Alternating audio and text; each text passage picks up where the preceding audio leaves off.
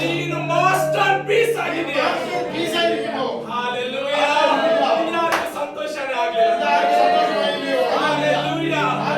ನಾನು ಹೇಳ್ತಾ ಇದ್ದೇನೆ, ನೀನಿರುವಂತ ಪರಿಸ್ಥಿತಿಯಲ್ಲಿ ನೀನು ಇರೋದಿಲ್ಲ.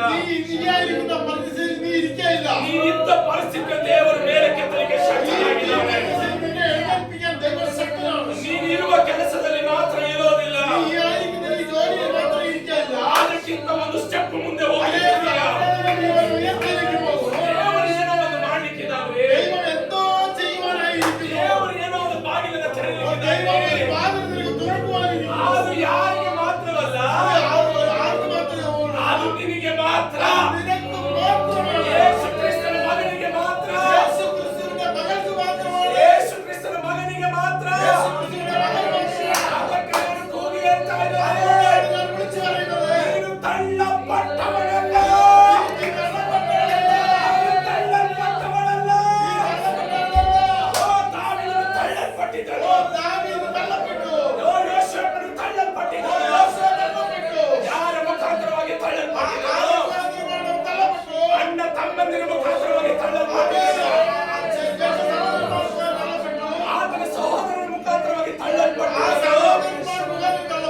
ಓ ತಳ್ಳಲ್ಪಟ್ಟ ಜಾಗದಲ್ಲಿ ದೇವರ ಅಭಿಷೇಕ ಮಾಡಲಿಕ್ಕೆ ನಿನಗೆ ಯಾವ ವ್ಯಕ್ತಿಗಳು ಈ ರೋಗದಿಂದ ಬಿಡುಗಡೆ ಆಗಿಲ್ವೋ ಎಂಬುದನ್ನು ಹೇಳಿದ ಸ್ಥಳದಲ್ಲಿ ನಿನಗೆ ದೇವರು ಬಿಡುಗಡೆ ಕೊಟ್ಟು ಅನೇಕ ವ್ಯಕ್ತಿಗಳ ಮುಂದೆ ನಿಲ್ಲಿಸಲಿಕ್ಕೆ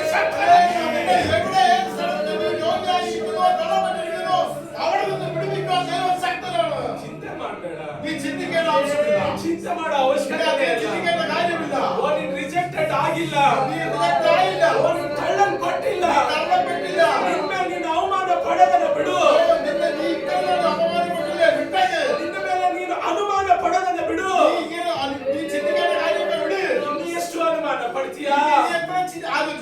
ಓ ಇನ್ನು ಎಷ್ಟು ದಿನ ಅನುಮಾನ ಪಡ್ತೀಯಾ? ನೀನು ತಳ್ಳಲ್ಪಟ್ಟಿಲ್ಲ. ನೀನು ತಳ್ಳಲ್ಪಟ್ಟೇ ಇಲ್ಲ. ನೀನು ತಳ್ಳಲ್ಪಡಲಿಕ್ಕೆ ಸಾಧ್ಯನೇ ಇಲ್ಲ. ಯಾಕಂದ್ರೆ ತಳ್ಳಲ್ಪಟ್ಟವರನ್ನ ದೇವರು ಕೈ ಹಿಡಿದು ನಡೆಸಲಿಕ್ಕೆ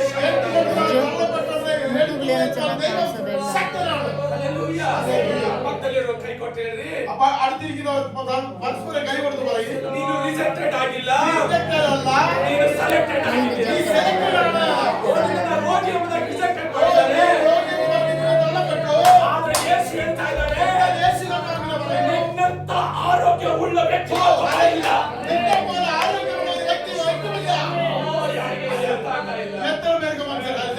ಗೊತ್ತಾಗ್ತಾ ಇಲ್ಲ.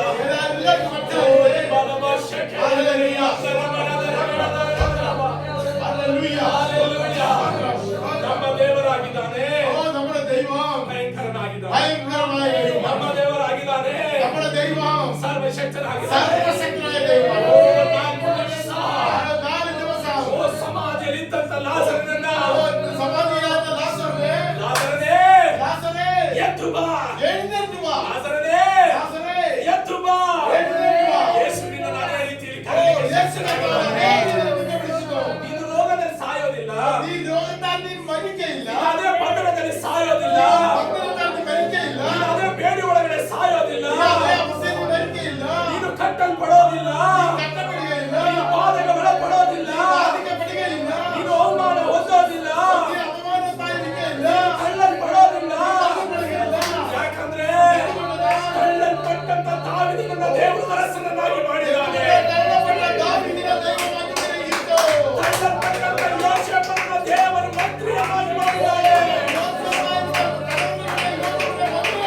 ಓ ನಿನಗೆ ಒಂದು ಸಮಯವಿದೆ. ನಿನಗೆ ಒಂದು ಸಮಯವಿದೆ. ನಿನ್ನ ಮೇಲೆ ನೀನು ಅನುಮಾನ ಪಡಬೇಡ. ಓ ಅನುಮಾನ ಪಟ್ಟಿದ್ದು ಸಾಕು. ನನ್ನ ದೇವರು ಸನ್ಮಾನ ಮಾಡುವಂತ ಸಮಯ ಬಂದಾಗಿದೆ. ನನ್ನ ದೇವರು ಸನ್ಮಾನ ಮಾಡುವಂತ ಸಮಯ ಬಂದಾಗಿದೆ. Are you ready? Are you ready? ನೀನು ರೆಡಿ ಆಗಿದೆಯಾ? ಹಾಗಾದ್ರೆ ನಿನ್ನ ರೋಗಕ್ಕೆ ಈ ದಿನ ಗಂಟು ಮೂಟೆ ಕಟ್ಟಲಿಕ್ಕೆ ರೆಡಿ ಆಗೋ. ನಿನಗೆ ಬಂದಿರುವ ಕಾಯಿಲೆ ಮುಖಾಂತರವಾಗಿ ನಿನಗೆ ಅವಮಾನ ಬಂದಿರಬಹುದು. ಆಗ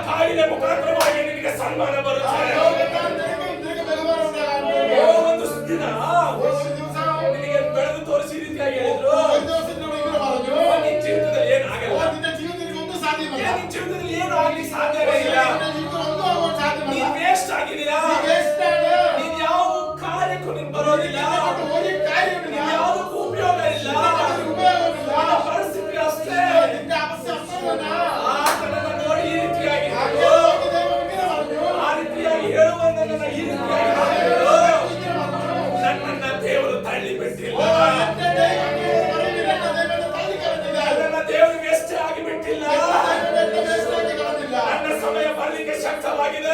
ಎಂತ ಸಮಯದಲ್ಲಿ ಶಕ್ತವಾದ ಸಮಯ ಎಲ್ಲ ಸಮಸ್ಯೆಗಳಿಂದ ದೇವರು ಬಿಡುಗಡೆಯನ್ನು ಕೊಟ್ಟು ನನ್ನ ಜೀವಿತದಲ್ಲಿ ದೇವರು ಬೆಸ್ಟ್ ಆಗಿರುವುದನ್ನು ಕೊಳ್ಳಲು ಶಕ್ತನಾಗಿದ್ದಾನೆ.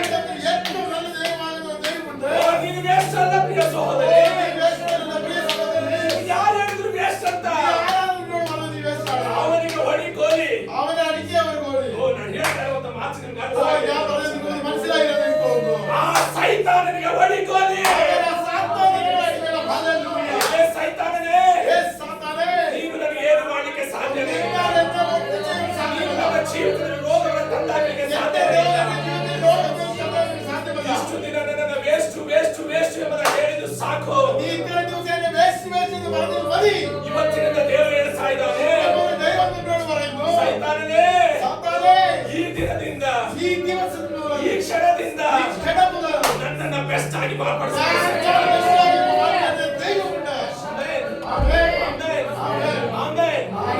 ನಿನ್ನ ಸಮಯ ಮುಗಿಯಿತು ಎಂಬುದಾಗಿ ಹೇಳುವರು ಓ, ನಿನ್ನ ಸಮಯ ಕೈಕೆಯನ್ನು ಬರೆದಿರುವುದು.